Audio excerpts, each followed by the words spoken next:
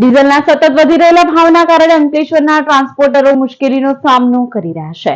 ભાવ વધારા સામે માલ વાહન ખર્ચમાં નોંધપાત્ર વધારો થયો છે। જો કે તેની સામે યોગ્ય વળતર ન મળતું હોવાની રજૂઆત કરવામાં આવી છે। છેલ્લા 10 દિવસ દરમિયાન ડીઝલના ભાવમાં આશરે ₹5 સુધીનો વધારો નોંધાતા ટ્રાન્સપોર્ટ ઉદ્યોગ પર તેની સીધી અસર જોવા મળી રહી છે।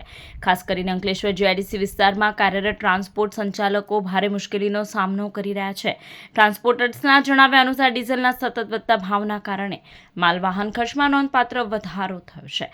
જો કે માલની હેરાફેરી સામે મળતું વળતર અને ભાડામાં તેટલો વધારો ન થતા સંચાલકોને આર્થિક ભારણ વેઠવું પડી રહ્યું છે।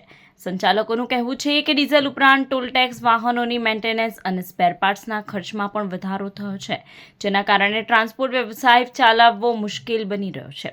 ટ્રાન્સપોર્ટ એસોસિએશન દ્વારા સરકાર સમક્ષ ડીઝલના ભાવમાં રાહત આપવા તેમજ માલ વાહનના ભાડામાં યોગ્ય સુધારો કરવા માંગ કરવામાં આવી છે। જો યોગ્ય પગલાં નહીં લેવાય તો આગામી સમયમાં ટ્રાન્સપોર્ટ ઉદ્યોગ વધુ સંકટમાં મુકાઈ શકે તેવી ચિંતા વ્યક્ત કરવામાં આવી રહી છે।